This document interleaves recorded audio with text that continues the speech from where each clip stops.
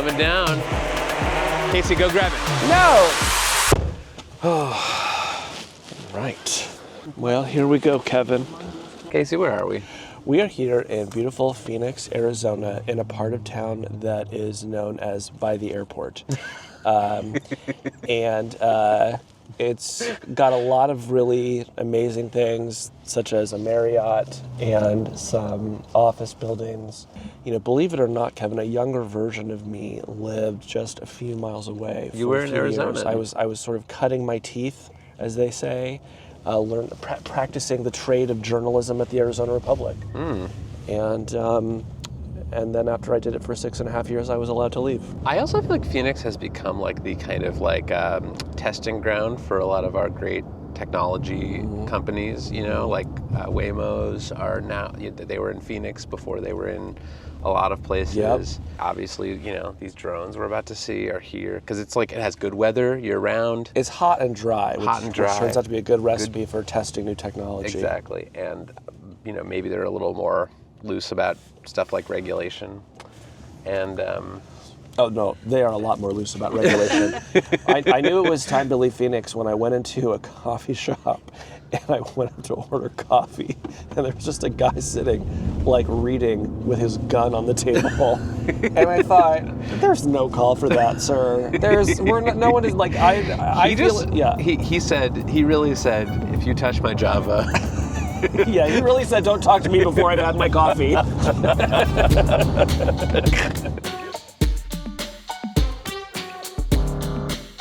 I'm Kevin Roose, a tech columnist at the New York Times. I'm Casey Newton from Platformer. And this is Hard Fork. This week, we're in Arizona testing out Prime Air, drone deliveries in an hour. What does it mean for the future, Kevin? I don't know, but this drone thing is kind of hovering pretty close. We're in the drone zone. We're in a part of town that makes you realize why journalists always describe buildings as nondescript. You know? All right, Casey, we are here in Phoenix. What are we doing here? It says no guns on the front, so I gotta leave these behind. Oh,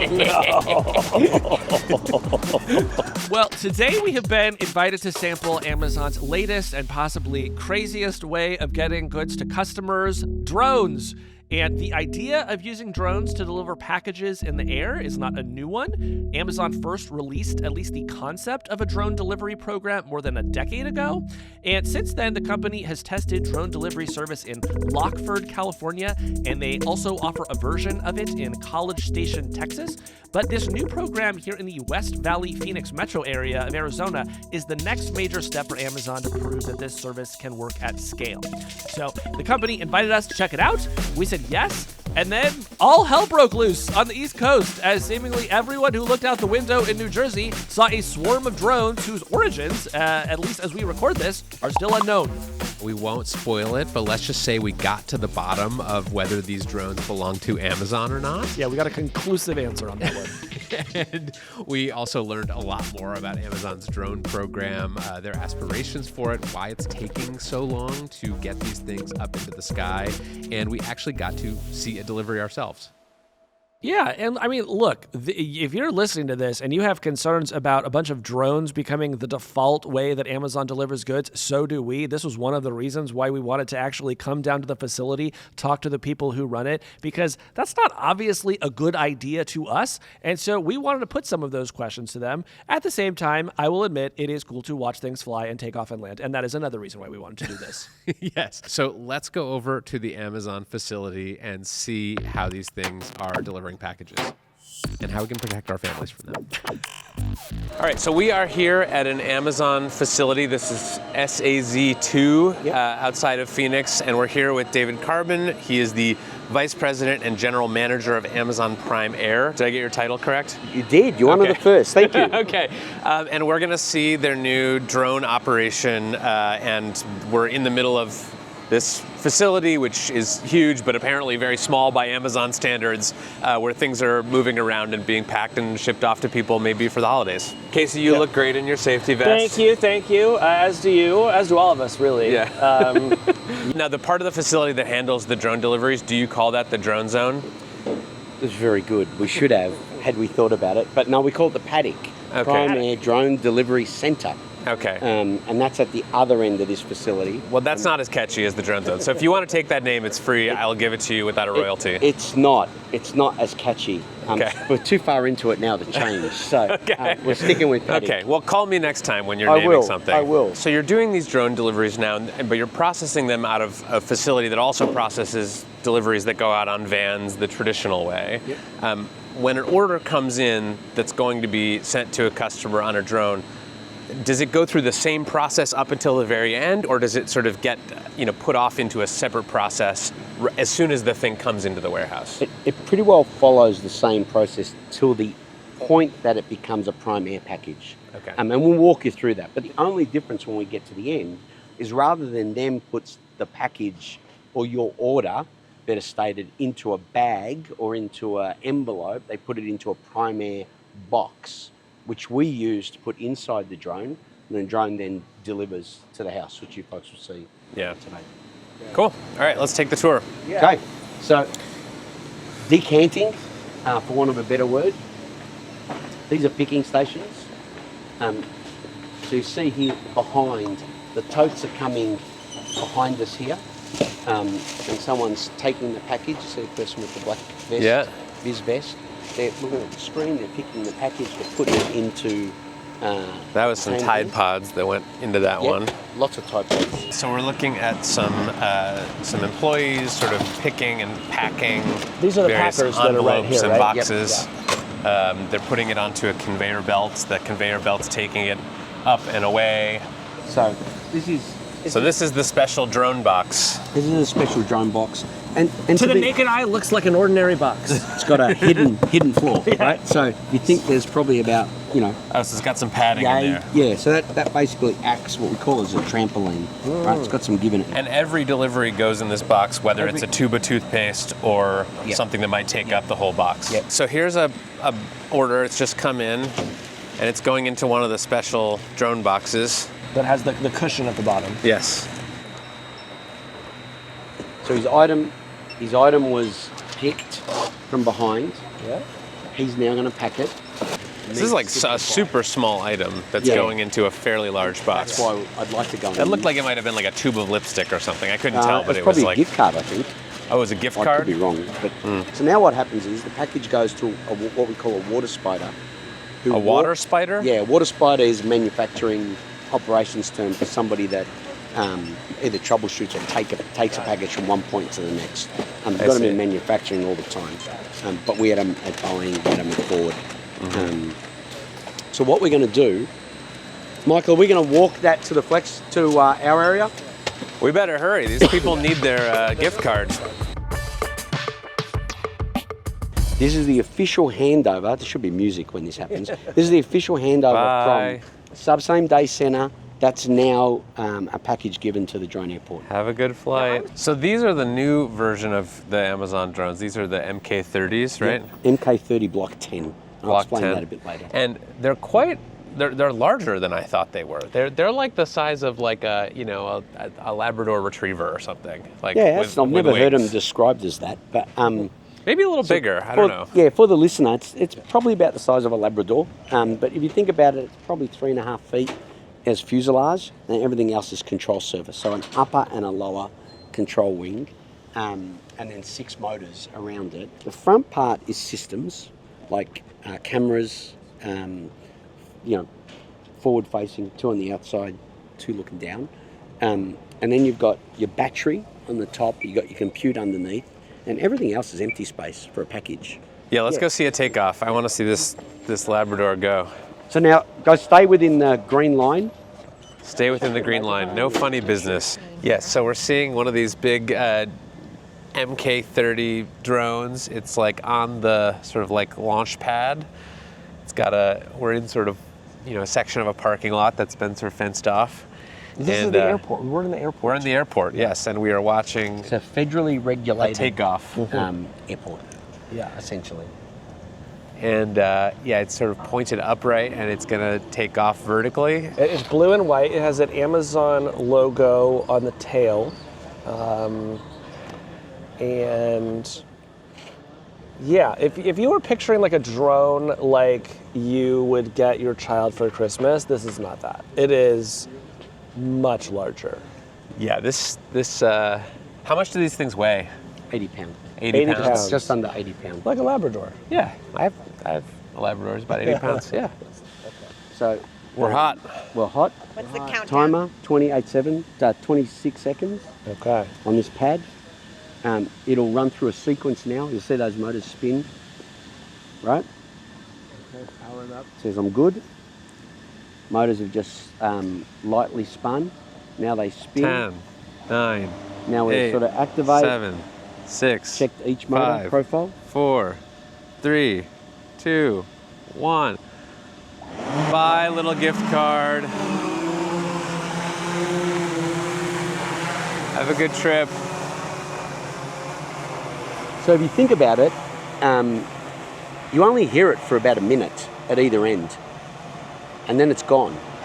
Yeah, it's like a temporary, very loud swarm of bees. Well, it's not very loud. Oh, wow. It's not very loud at all. If I'm taking a nap and one of these things flies You over won't me, hear it inside. You I don't guarantee think? it. No way. But if I'm out on the hammock, I'm waking up. The hammock. If you've got the benefit of having a hammock, right? But you can't hear it. You can see it, you can't hear it. Yeah, now I can't. Now it's too far. What is the range of these things? How far away can they go? 11 kilometres, 12 kilometres ultimately.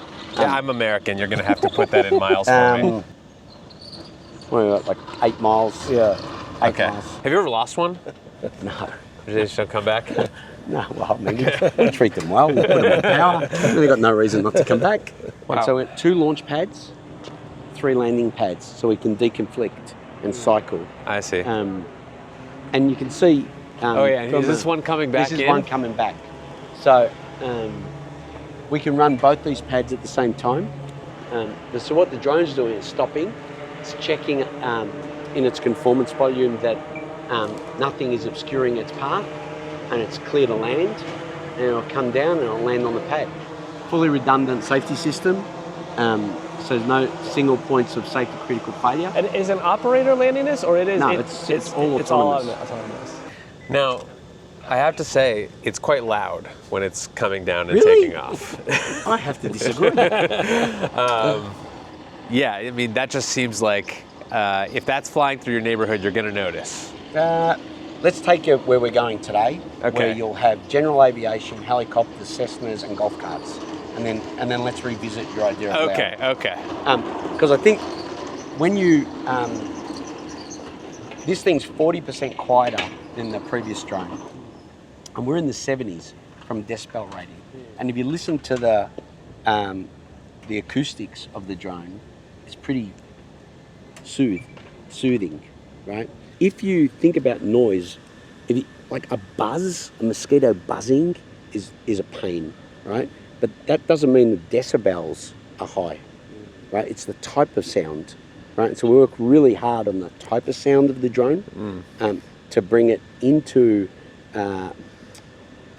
modulation that people can actually appreciate rather than think. Maybe Two you should kids- put some like Christmas music on the things. Like have them like sing a little. Ice cream That truck would jingle? cause you. That would cause you to come out of your affluent Or the hammock. Wicked soundtrack. Your- People love Wicked. You could just play the Wicked soundtrack My wife on the way down. fortunately just went and watched it without me, so I feel very good. I'm not a musical guy, but you know, like to put in perspective your idea of it's loud, we're about 12 feet away from where it's taking off. Yeah, I mean, if I were this close to a normal plane, I would have to be wearing ear protection. absolutely. Yeah.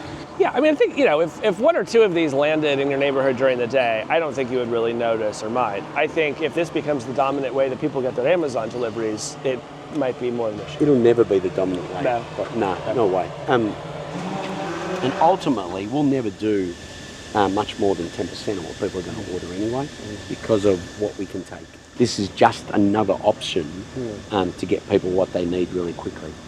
Well, David, thank you for the tour of your, what do you call this, the launch pad? Haddock. Haddock. Yeah. And not to be confused with haddock, which is a type of fish. No, it's not a haddock. It's not a fish. But you It's can order a haddock through Prime Air if you go to the right place, I think. I haven't checked that. I'm but- pretty sure we don't. No do fresh groceries fish. yet? Okay, We're no not dropping groceries. fish from the All sky. right, stay tuned for maybe That wouldn't be a great future thing. announcement. That'd be messy as well. That'd be messy. You know, and probably offend a bunch of FDA rules. Yeah. I'm certain, but But now we get to go do a drone order of our own. Yep. Is that right? Yep, we're going to go Yeah. to local property. Yep. And we're going to order. And seeing is believing, right? This is the key. When you go to someone's house, and you see what a regular backyard looks like, or a regular front yard, because we're delivering to empty space, and you see the dynamic nature of an environment, and that's when you really see the genius. Like this, at the end of the day, is a choreographed paddock, right? This is the way it's meant to run. When you see what's happening in someone's house, that's cool. Yes. Cool. All right, let's go see that when we come back. All right, so after our tour of the Amazon facility, Kevin and I, along with our producers Rachel and Ryan, drove about 12 minutes to a nearby house that Amazon had rented to test drone deliveries. The house was in a suburban neighborhood, lots of neatly laid out homes with similar sized front and backyards. It had a pool, and it jutted up against a golf course, which wound up being kind of funny. So we sat down at a table there with David, who, as a reminder, oversees all aspects of the Prime Air program, not just here in Arizona, but all over the world. I would like to try placing an order with Prime Air and seeing it come to this place where we are. We're in like a rented house in the suburbs of Phoenix. Can we place an order? And Let's then it'll place come? an order. Okay, so Casey, I went through the product list. So you all have like something like how many different types of items can be delivered by drone today? Around 60,000. 60,000. Okay, so I didn't go through all 60,000, but I did pick a few out of the list that I wanted to get your take on. Yeah, some gems. Some gems. Some of the items that we can order in an hour or less are a cheese grater, a copy of the children's book Goodnight, Goodnight Construction Site. That was potentially for my kid. I know he would love that. There's something called Brazilian Bum Bum Cream that we can order. That's for two bums at the same time? Exactly. Okay. A copy of the U.S. Constitution. Good. Every house needs one. Or dental floss. I do actually have something stuck in my teeth right now. So I maybe didn't we want to should- bring it up, actually. Yeah. So which of those sounds best to you? I mean, I think to me, it's somewhere between the Bum Bum Cream and the U.S. Constitution. Where are you leaning? I think we should get the Bum Bum Cream just because I All don't right. even know what that is. I don't know what it is either. Well, you ditched your child very quickly. He's got enough books. The holidays are coming up. He's going to be getting enough stuff. Okay. So we can get, Brazilian Bum Bum Cream by Sol de Janeiro. It's visibly firming cream. I don't know. It will firm us? It will firm us. This took a very dark turn very quickly. Well, you sell it. So You're buying it. We're just perusing the... okay, so now I go to the cart and I go to checkout and And just so people know, how much is the Bum Bum Cream? it's $24. Okay. All right. What are they putting in that cream? So the drone delivery, it says for one item is $9.99. That's just a charge that you tack on. Okay, so I'm going to say within. Oh, and then it wants me to confirm. It shows me like a little satellite picture here of the house. So it's basically it's making sure that you know where in your house it's going to drop. Yeah, so this is going to drop off in the backyard by the pool. And it says selected area must be kept clear of people, pets, and objects. So I will continue. I will use this delivery area. Oh, so that's it. So if you had a dog, you'd want to bring the dog inside while you were getting the delivery? Yeah, or- you want to get it out of the way of the delivery area. But what you're doing now happens the first time. I see. Like you would any other order. So it's the first time you're doing it. When you do it, if we order the next package, which presumably will be the Constitution. That's right. Which is very patriotic of us. I think it's the right thing to do. And you wouldn't have to go through this again unless you wanted to change that delivery location, of which in some properties you'll get up to 3 choices. In this, it's pretty tight outside. It's a tight environment with the pool and the shrubs and the golf course behind us and that sort of stuff. So Do you always try to deliver in the backyard, or do you do the front yard as well? we don't care. Okay. As long as it's got the available space, we'll deliver it. Got it.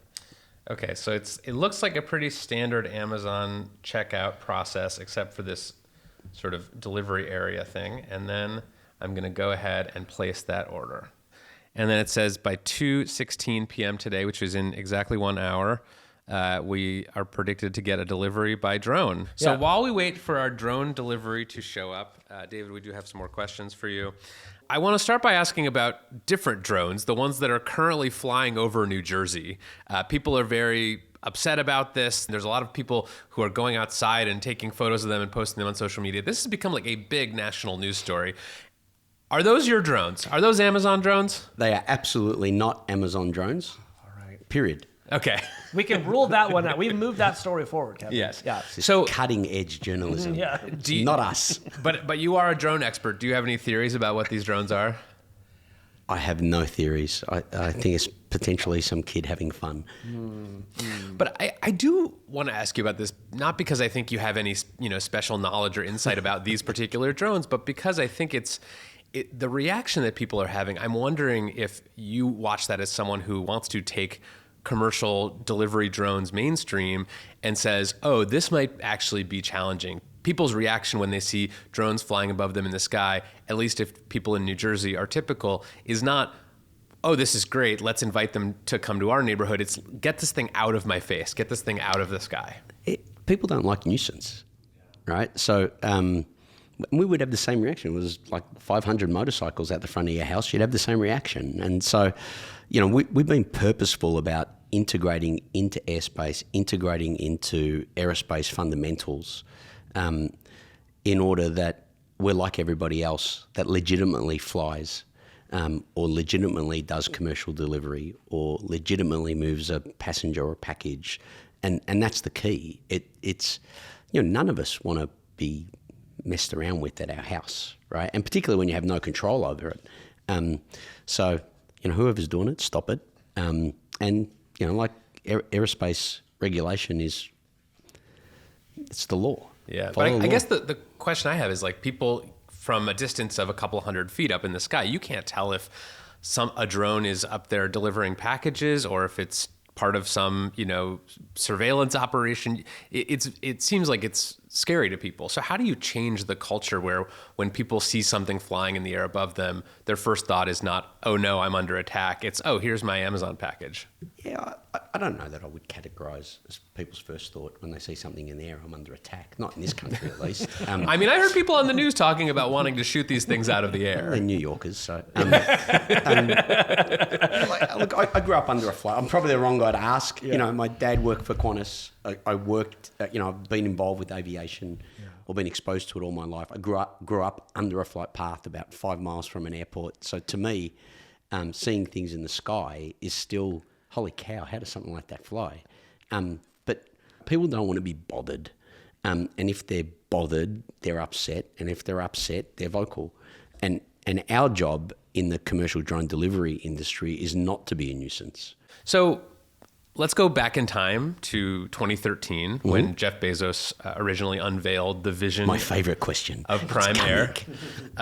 He did a big segment on 60 Minutes, and he framed this as a huge disruption that was coming to the world of package delivery. And I took him to be saying essentially that we have to build this because someone's going to build this and customers want fast delivery and we're going to be the ones to give it to them. Is that still the vision for Prime Air today? Yeah, I mean, our mission is to deliver a delivery capability that's capable of delivering 500 million packages a year within 30 minutes of order. That's our job. And the one thing we know is people are never going to compromise safety for speed, right? No, if I said to you, something bad's going to happen, but I'll get you your package in 10 minutes, you're never going to order, right? So we've got this bar for safety that is an aerospace bar for safety that's assessed by the FAA.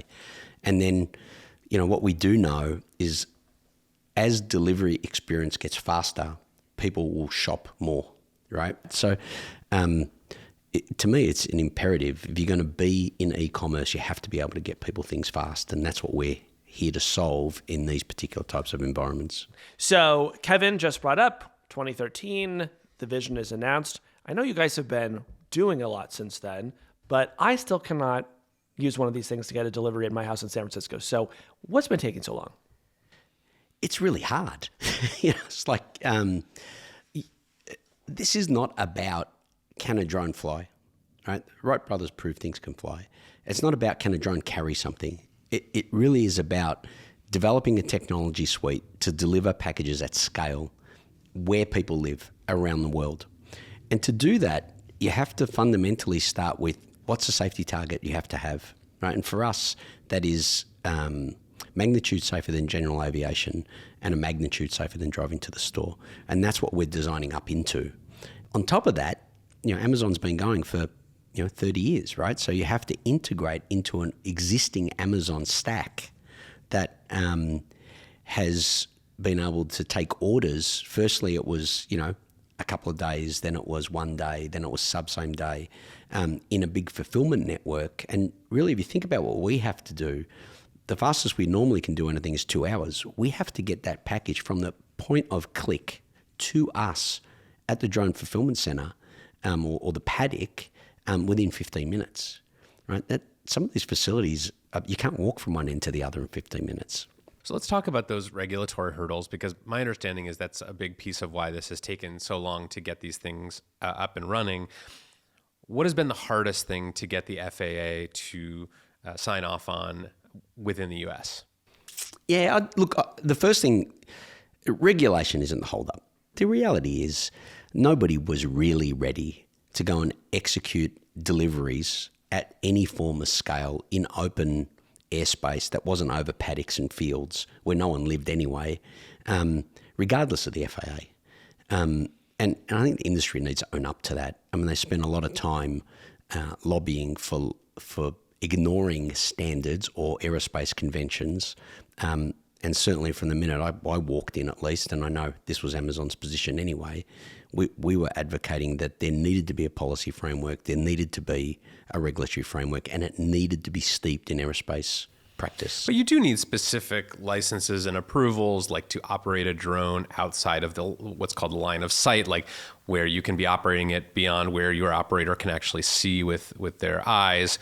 That takes a special kind of certification. So there were hoops that you had to jump through, but you're saying this was not what kept the industry. No, you still need a drone. You still need a safe drone system of systems, right? So it's a bit like saying there's no roads, but you don't have a car.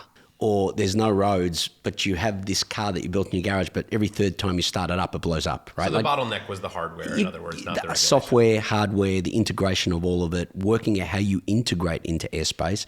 And then if you had all of that, then you need a framework. And in around 2022, the FAA got really serious about how it handled this space, and through whether it be policy or whether it be the establishment of a section that focused on this area, we were able to work through what that policy suite looked like for this type of drone. I'm not suggesting for 1 minute the framework was there, don't get me wrong, but I would argue vehemently that no one was ready. Even if it was there, no one could build into it anyway. There was some reporting by Bloomberg about some of the incidents and crashes that had happened with the drones at the Pendleton, Oregon facility, including one in 2021 where there was a drone fell out of the sky, caught on fire, and ended up sparking something like a 20-acre brush fire. What was the story there, and how confident are you that something like that isn't going to happen with these latest drones? It's test, right?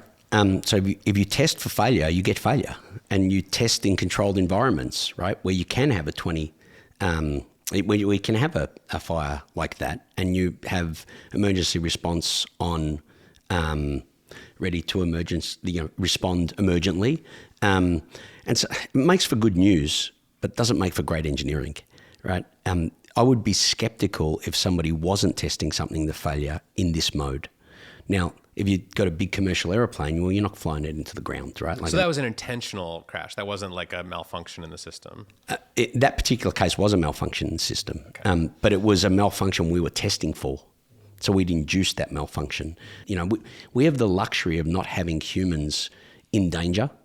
And so therefore, the hardware is not so expensive that you wouldn't test it to failure. So as I said, it makes great news, but if you ever interview a technologist or an engineer that is not testing stuff to failure, right, I would be highly skeptical about what they're putting up around the public. Right.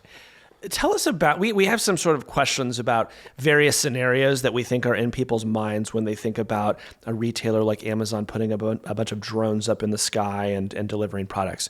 One of them is just, what do they do about the sort of tall trees and other dense areas? How are they able to avoid those? That's a really great question. So stuff that's there is not dynamic. Right? Now, things like trees grow, right? And so our algorithms, our sense and avoid algorithm and our perception algorithm is trained over hundreds of thousands of data sets, right? We have another group called DA2, which basically stands for data collection. It's a second fleet where we put our cameras on a, for want of a better word, a mule fleet. So basically add our cameras and our compute, and we go and take aerial images of different environments from the ground, phone sticks and attached to helicopters and all this sort of stuff. And we use that to train our algorithm. And so that's one part of our safety layer. The other part of our safety layer is to then go and say, does that look like it's meant to look? And if it doesn't, is it safe? Second part of our safety layer. Third part of our safety layer, it doesn't look the way it's meant to look, and it's not within the profile that I can deliver, so therefore I'm out of here. I imagine that another thing that people are going to be thinking when they hear about Amazon drones potentially coming to their neighborhoods is, what if they hit stuff up there? I mean, what if they collide with a plane or a bird or maybe a stationary object that's tall in the sky? Talk to us about that. Yeah, we shouldn't hit anything. Like, we hit something, something's wrong. Someone's trying to hit us if we hit something, because we've designed the drone to sense and avoid. So it can avoid a bird. Yeah, it can avoid some birds. Like, if the bird's going to want to go straight at the drone, the bird's coming off second best. That's how it sort of works in aviation. This is a message to birds. Do not mess with the drone. Birds are on notice. Yeah. Look, we have done everything that's humanly possible to sense and avoid what's around us, and sense and avoid. We're not going to be flying into aeroplanes. We're not going to be flying into static objects. We're not going to be landing on things we shouldn't be landing on. The bottom line, that's part of what you designed for, right? And anyone, like, if your listeners sort of know anything about aerospace design or even automotive design, right, you lay out your failure cases. You lay out what those allowances need to be. And in aerospace, we design them through redundant systems. So, the drone can lose a motor, it can lose a prop, it can lose compute, it can lose battery, and it's going to get back home. I'm curious on the sort of sensing and avoiding of it all. I know that most of the systems are automated. Do you also have a way for like a remote operator to sort of take control of a camera and say like, that actually is a crane we didn't expect, and do something? Or how does that work? Yeah, so no, an operator can't take control of the vision. In fact, that's not how it works. An operator can abort a mission. They have two options: launch and abort. And we have the same two options in a podcast, by the way, but go on. It's not live. Yeah. That's the difference.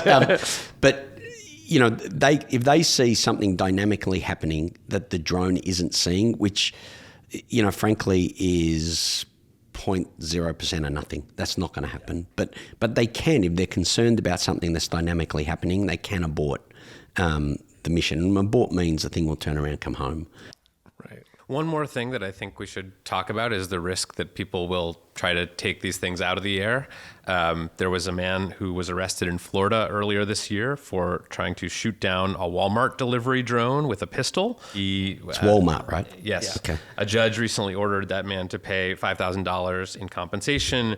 But I think this is a fair question to ask of Amazon as it goes through this delivery drone process, because some number of them are just going to hate these things flying around. Some of them may try to take a shot at it. So have you had that happen? Do you plan on that happening? What are the contingency plans if that tries to happen? Are you going to be prosecuting people? Talk to us about this. We have not had that happen. Will it happen? Probably.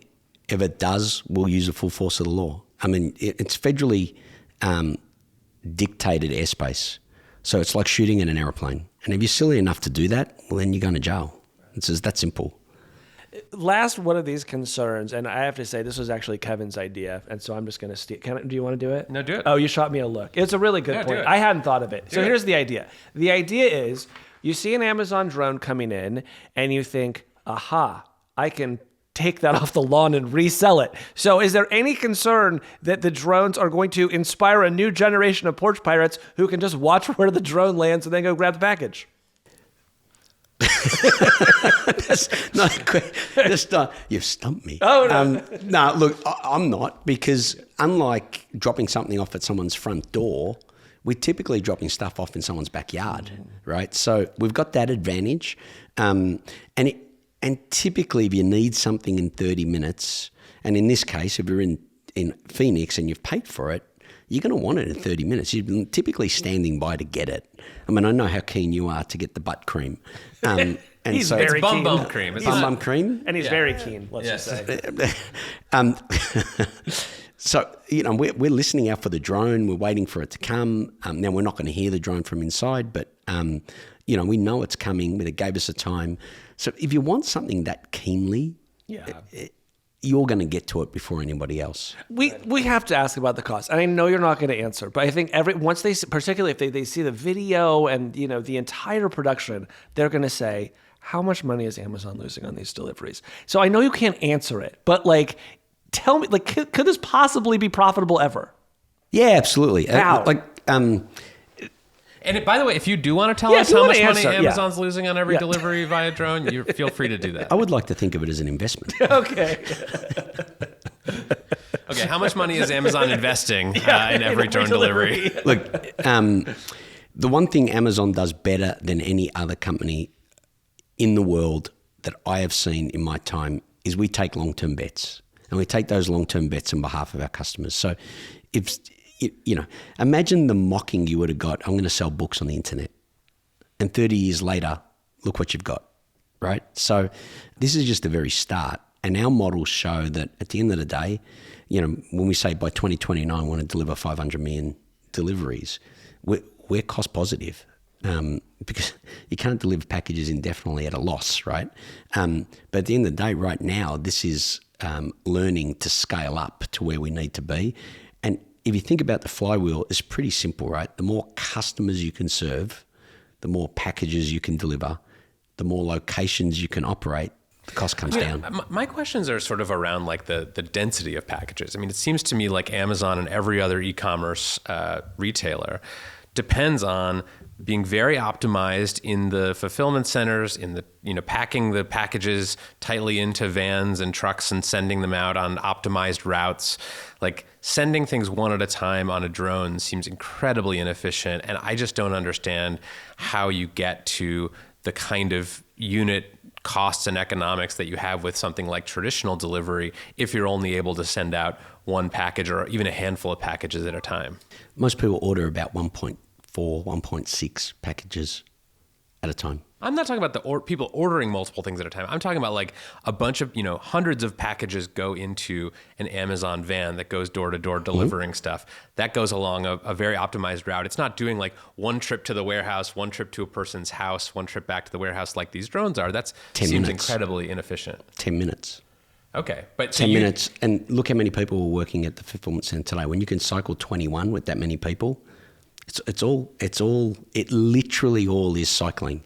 If you deliver one package to 12 people, or you deliver 21 packages for 12 people, the cost of the package is less because you pay for the drone once, right? Do I want somebody being able to order as many packages as they can fit in that box up to £5? Absolutely. And that'll come by the end of 1Q next year. We'll have that. Do I want you being able to order, build a basket? I'd say, look, I want all these things delivered to me by drone in the next hour. Yep, we're not there yet.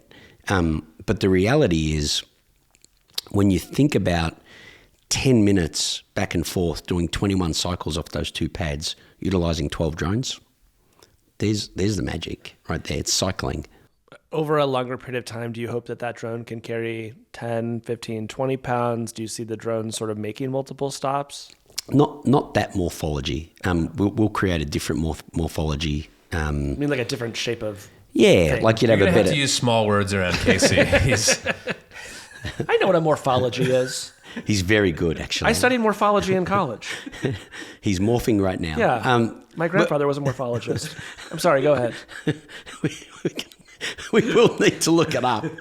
We will create different shape for where we need to go. But this drone size, it is the backbone.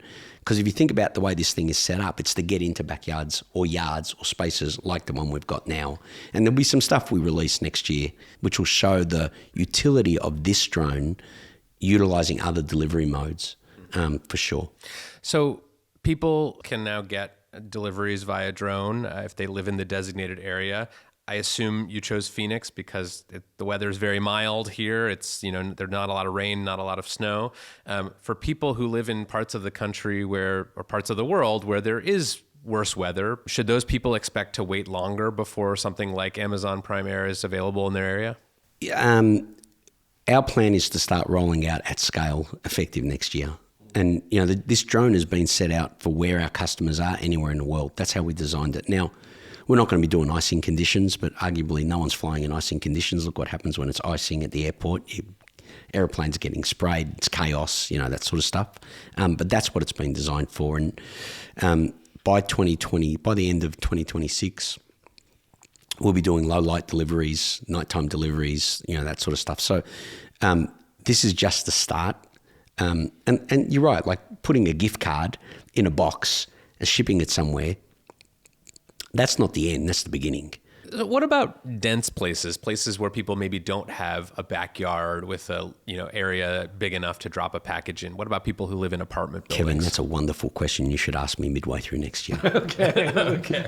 We do deliver to apartments today. If you have like a good enough landing pad for them. Yeah, well, it's not even a landing pad; it's a delivery location. A delivery location. Not to be pedantic, but you hang on to that question next year because it will answer itself. Let's just say the delivery location has to have a certain morphology in order to be configuration. Certain configuration. All right, I have another efficiency question. Really, basically, any time on the show we talk about any kind of physical technology, our listeners want us to ask about the environmental impact. So what can you talk about the environmental impact of making a delivery that requires a custom drone to, fly maybe 8 miles and back? And is there anything that you can do to kind of mitigate that impact? I love it. It's a great question because we design, we got the climate pledge, right? Amazon climate pledge. And so we designed the drone to be recyclable. The materials will be used in a recyclable fashion. It's got a battery powered, which not emitting anything along the way. And so really right now, unless we're running an electric van, it's the most environmentally conscious way of delivering. Now, when you get into a van, a Rivian van, for instance, carrying more packages, so it's hard for a drone that we've created to do this sort of mission to compete with that. But at the end of the day, it works backwards from the climate pledge. We're gonna pause because we're gonna go outside. The drone is here. The drone is here. The drone's here. Casey, come next to me. We've now moved to the rear morphology of the home, where we're awaiting the arrival of an Amazon drone with Kevin's bum cream. It's technically our bum cream. Right? We purchased that as a joint operation. We did. So we are in the backyard of this house. We are waiting for the Amazon drone to arrive with our package, and it's gonna come flying out of the sky from some direction, and it's gonna drop the package, ideally, onto the lawn behind us.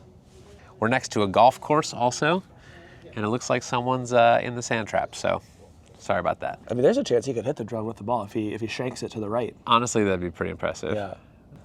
Oh, here comes our here drone. We go. Look, it's just like we predicted. It came out of nowhere. Okay, wow. Okay. Here we go. All right. Hello. Okay. It's identified us.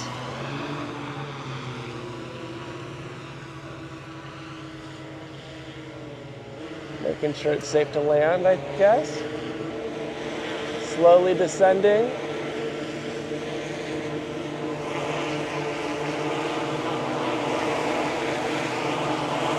All right, it's coming down. Casey, go grab it. No!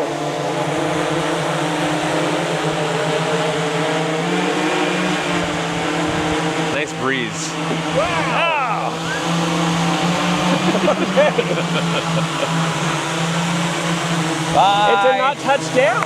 It did not touch down. It just dropped it. I don't know why I assumed it would touch down.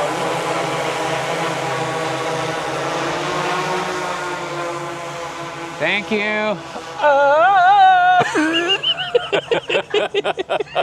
You'll have to describe what just happened for everyone. Okay, so the drone just came over. It descended to a height of around 14 feet. Mm-hmm. A little compartment opened in the bottom, and then the package that we ordered dropped onto the lawn in a little cushioned box. Mm-hmm. And then the drone just elevated and flew away, and it's already out of sight again. It generated a nice little breeze as it came down. And should we go see what's in our box? Let's go see what's in our box. Casey, this is your Christmas present from me. Oh, great. Yeah. I just thought you could use some firming. Ooh.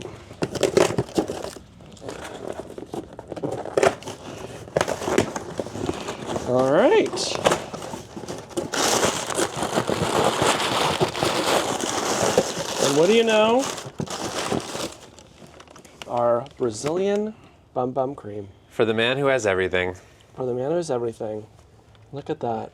Amazing. And it's a caffeine-rich guarana extract. And in the words of Sol de Janeiro, love it, flaunt it, you've got it. That's what it says on that package. That's amazing. Yeah.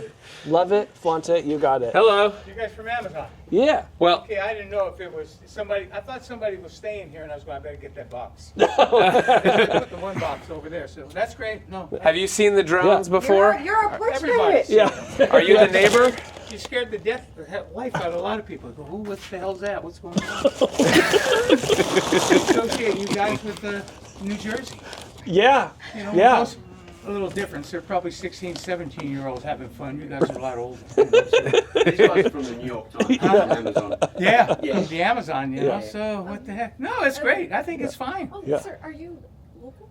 Yeah. I take care of the pool and anything else that goes around in the house, really. I'm Kevin. Kevin, I'm Gino. Yeah. Gino, nice Hi, to meet Gino. you. Casey, So, nice to meet neighbor you. Gino. Nice to meet Yeah. you. So you've seen a number of these. Yeah. You've seen a number of these drone. He's Yeah. well.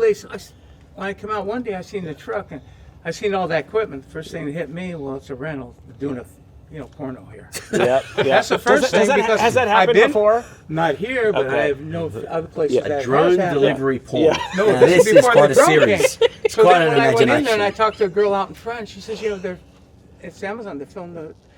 I was told you guys were going to do this. Yeah. So I came here. So I said, well, shit, maybe I can get in the movie, saying, hey, look at the old man here waiting for his drone package. You want to use this cream. his Viagra to come in the mail. You know? You want to use this cream. You want to use this cream. Gino, thank you very much. Thanks, Gino. Thanks, Thanks a Gino. lot. Thanks, Thank you. Gino. You're a Don't shoot the legend. drones, please. You're a legend. Amazing. Wait, Kevin, can you just recap what happened? Yeah. So- Let's see. Please do. I'll put my clothes back on. We were. We had just sort of picked up our drone delivery when a neighbor popped over to sort of see what the commotion was about. He apparently helps to take care of the pool. That was an Amazon drone, yes. Yeah. Any feedback? You just dropped it from Yeah, from about 14 feet high. And if you live in this area, you can get anything that they offer within 1 hour. Yeah. Is it extra for the, It costs about $10 for your trouble, yeah. cool. You having Yeah. a good hit, guys? What's that? You having a good hit? Oh, yeah. Yeah? Go for it. See you later. Yeah. Cool, first time I've seen one. Yeah. See you guys. Thank you. So that was it. The house abuts a golf course, and so a couple of golfers just stopped by. We assumed they were Hard Fork fans, but it turns out they wanted to know what the drone was. Yeah. So we met Gino, the neighbor, who was taking care of the pool, and stopped by to kind of share stories from his life and his impressions of drones. Yeah. Yeah, and then we talked to some golfers. So it's really rallying the community to say, hey, what is that thing? Yes. Yeah. There do seem to be a lot of reactions ranging from, like, those golfers thought it was pretty cool. Yeah. And Gino, the neighbor, thought maybe this was something that people were a little more concerned about because of all the drones flying over New Jersey and stuff. They just didn't know what they were. So probably, as with any new technology, a range of reactions. All right. Let's go inside. Let's go inside. I'm hot. I'm not built for this Phoenix weather. I know, right? So one thing I noticed about the delivery is that these drones attract attention, right? You know, I know you said it's quieter than the previous version, but it still makes a pretty noticeable sound if you're outside and nearby. And they're visible and they fly through the air and they're somewhat novel. And I'm curious if you think that's a good introduction to the world of drone delivery for people, or if you're trying to make these things a little less noticeable as they're making their way through neighborhoods, dropping off packages. I'm trying to make them safe, right? That's what I'm trying to do. It's not, the morphology or the configuration. Word of the day. Word of the day. The configuration of the drone needs to be the configuration of the drone that makes it safe and not a nuisance. And we all saw what we saw, right? Like two golfers smiling, asking, intrigued. GINO came in. GINO was buzzing, right? Like he was happy. He was telling us stories, you know. But he said that neighbors had concerns about them because of these drones flying around. So I just want to say that, not to say that everyone is concerned, but these things fly through the air. They're noticeable, and they do freak some people out. Yeah, he said they were wondering what was going on, considering what was happening on the East Coast, right? And so that's not that. I wouldn't say GINO was. I mean, he didn't look concerned. He looked happy as a clam. But so our job is to make this normal. Right, that's our job, and until it's normal, people are always rightfully skeptical of change, right? And it's just a changing delivery sequence. But when you need something in 30 minutes, you will very quickly become used to the fact that you can order from up to 60,000 items, 70,000 items, depending on the SSD, and get it within 30 minutes. Right, now, the promise now is 60 minutes, but there's no substitute for that. It probably sounds somewhat dismissive to frame it this way, but I'm wondering if maybe the main benefit to Amazon of Prime Air is the marketing effect. Because if you're a customer and you do need something in a hurry and it comes, whatever expense went into it for you guys, for all the turmoil of making that happen, that person is probably going to think, yeah, I'm just going to use Amazon for everything. And it also strikes me that people do acclimate fairly quickly to new things. I mean, I remember when Waymos and other autonomous vehicles first started driving in the streets of San Francisco, you would stop in your tracks, people would point, people would stare, and then a couple months go by, you start seeing them more and more, and now I barely notice. The only people who stop and point are tourists because they've never seen them before. And for people who live in San Francisco, they're just sort of part of the landscape. So I can imagine something like that happening with drones too, but it does seem like we are just at the start of that process. Yeah. I mean, look, you know, for me, our job we're not about the drone. That's the thing. That's the hardest thing to get people's head around. We're about 30-minute click-to-delivery at scale, 500 million packages by the end of 2029. If I do my job right, no one's going to care about the drone. What they're going to care about is, did I get my package within 30 minutes? And if you think about it like that, my job is not the drone guy, right? Even though I've been known to drone on, but my dad joke. Honestly, I'm surprised that it wasn't one of us that made the joke first. So congratulations. I was just crossing that off my list of dad jokes here. It got cut off the script at some point in another event. I thought I should try it somewhere, but honestly, like my job is to deliver packages within 30 minutes, right? And that's what I say my job is, right? The only way we know how to do that today is in the air. Can you give us any sense of what is coming in 2025? Is there a number of cities that you're hoping to open up in, or what can you tell us? Yeah, 2025, there's a bunch of announcements going to come out, but, we've got features coming on board. We've got multi-ASIN, multi-product ordering. We've got basket building, and then more locations coming next year that we'll talk a little bit about, and we'll go international. We've talked about Italy and the UK. But we want to expand beyond that. Once we get our Italian certification, that opens up Europe. So, this isn't what I love about this stage of a development program. I've been on quite a few in my career. We're no longer gonna do, we're doing, and that's the joy of like when you can learn and see this sort of thing, and you see people's reactions. You feel like you're delivering something that's going to change the world, right? Beats anything else on earth. So Amazon delivers billions of packages a year, but give us a sense of what 500 million packages would represent in terms of the overall volume of Amazon. It's in the single digit percentages of what we deliver, right? And if you think about our plan, 500 million packages a year to 100 million customers. From over 140 sites, and it'll be more or less that, varying degrees. If you do the math on that, it's 4.5 packages per year per customer. That's less than single-digit percentages, one-hand percentages of what people order today in a year. Does that represent a scaling back of the original vision here? I mean, I'm not sure that Jeff Bezos attached specific predictions about package delivery back in 2013. Maybe he did. But my sense from watching the press that he did back then, the 60 Minutes interview and whatnot, is that he anticipated that this was sort of the next frontier in delivery and that this would, I don't know if it would eventually overtake ground delivery as the main way that people got Amazon packages, but certainly not a single-digit percentage of Amazon deliveries was what he was sort of envisioning and projecting out. So do you think that Amazon's ambitions in drone deliveries have been pared back? No, they've grown from when I got here. So I can say categorically no. And you got here in 2020. And, I wrote the product roadmap to lay this out, right? So I don't think Jeff was wrong. I think Jeff was right. I think people like to look at when the announcement was made and how long it took, but no one looked at, we just saw it. It just happened, right? And, I feel like Ricky Bobby. It's real. Did that just happen? Yes, it did, right? And if you think about it, you don't need everything in 30 minutes, right? That's the point of what we're all talking about, right? So it's this flip side debate where people are almost arguing against themselves, right? Do you think that there's a need for it? Is there a need for it? Is it big enough? Is it not big enough? It's going to be what it's going to be. And the bottom line is no one can ever tell me speed doesn't matter, right? Now, when you're talking about an aerospace artifact, the number one item is safety, and then the next thing is speed. But I can count the last 2 weeks how many things I've ordered online. And if I could have got all of them in 30 minutes, I would have taken it. To me, utility and convenience is what it's all about. And if you think about this mode of transportation beyond package delivery and think about pharmacy or think about, medical supplies, it's going to come because it has utility. Yeah. Well, David, thank you so much.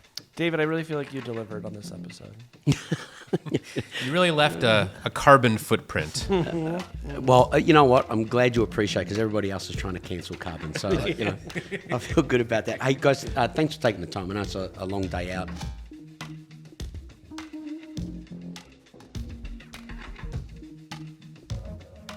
And one more thing before we go. We wanted to send you off into the holidays this year with a little holiday cheer and a song. Every year, Kevin surprises me with the fact that we're doing it. And yet every year, people write in and say that they enjoyed it. And so we do it again. So here with our warmest holiday greetings to all of our wonderful listeners is another Hard Fork Christmas song. It's a time for another Hard Fork in Christmas. Ho, ho, ho. What'd you call me? Well, Casey, it's time to don our gay apparel. And that's the apparel I wear every day, but for you, it's a special occasion. Yes, so if you're not watching us on YouTube, you won't see we have our holiday sweaters on. Yours is like Santa riding on a unicorn with a sword. Mm-hmm. Mine is a Darth Vader Merry Sithmas sweater. And on the whole, I have to say, my apparel way gayer than yours. It's true. But now we also have Santa hats to add to the mix. So I'm going to put these on under my headphones. Okay. How do we look? Worse than usual. Now, Casey, we've started an annual tradition here on the Hard Fork podcast of doing a tech-themed Christmas carol at the end of the year. Mm-hmm. Yes, we were inspired by Ezra Klein doing the same thing over on his show.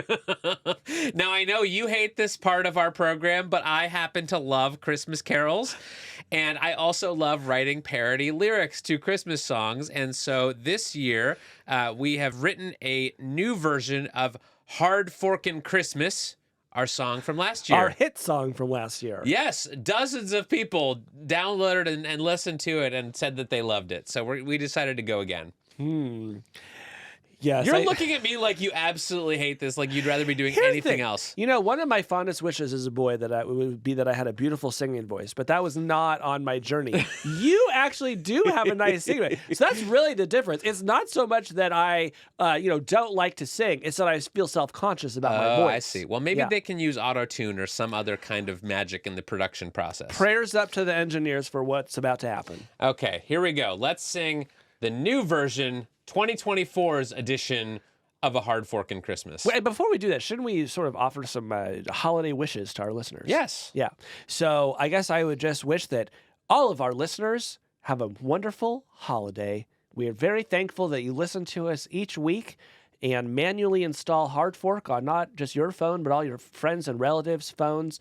And generally just talk about Hard Fork constantly in every circumstance. It means a lot to us. We have so much fun making this show, and it's so rewarding to know that people are out there listening. And we just want to keep doing this again next year, and hopefully we'll get the chance. Yeah, fingers crossed. Yeah. Thanks, everybody. Happy holidays. Thank you. And on that note, let's hear some musical notes. On a hard Forkin Christmas, my true love gave to me some slop made by ChatGPT. On a hard Forkin Christmas, my true love gave to me 2 Waymo rides and some slop made by ChatGPT. On a hard Forkin Christmas, my true love gave to me 3 Vision Pros, 2 Waymo rides, and some slop made by ChatGPT. On a hard Forkin Christmas, my true love gave to me 4 crypto coins, 3 Vision Pros, 2 Waymo rides, and some slop made by ChatGPT. We're doing great. On a hard Forkin Christmas, my true love gave to me 5 Aura rings For sleep tracking. 4 crypto coins, 3 Vision Pros, 2 Waymo rides, and some slop made by ChatGPT. On a hard Forkin Christmas, my true love gave to me 6 stupid TikToks, 5 Aura rings, 4 crypto coins, 3 Vision Pros, 2 Waymo rides, and some slop made by ChatGPT. On a hard Forkin Christmas, my true love gave to me 7 neon brat memes, 6 stupid TikToks, 5 Aura rings, 4 crypto coins, 3 Vision Pros, 2 Waymo rides, and some slop made by ChatGPT. On a hard Forkin Christmas, my true love gave to me 8 scary deepfakes, 7 neon brat memes, 6 stupid TikToks, 5 Aura rings, 4 crypto coins, 3 Vision Pros, 2 Waymo rides, and some slop made by ChatGPT. On a hard Forkin Christmas, my true love gave to me 9 blue sky follows, 8 scary deepfakes, 7 neon brat memes, 6 stupid TikToks, 5 Aura rings, 4 crypto coins, 3 Vision Pros, 2 Waymo rides, and some slop made by ChatGPT. Get it together. On a hard Forkin Christmas, my true love gave to me 10 rocks for eating, 9 blue sky follows, 8 scary deepfakes, 7 neon brat memes, 6 stupid TikToks, 5 Aura rings, 4 crypto coins, 3 Vision Pros, 2 Waymo rides, and some slop made by ChatGPT. Almost done.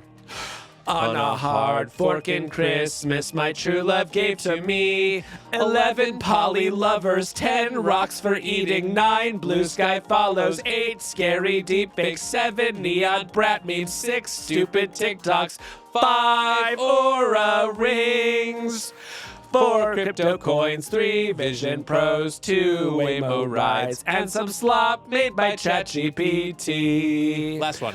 On a hard Forkin Christmas, my true love gave to me 12 AR glasses, 11 poly lovers, 10 rocks for eating, 9 blue sky follows, 8 scary deepfakes, 7 neon brat memes, 6 stupid TikToks, 5 Aura rings, 4 crypto coins, 3 Vision Pros, 2 Waymo rides, and some slop made by ChatGPT. Happy holidays, Happy everybody! holidays!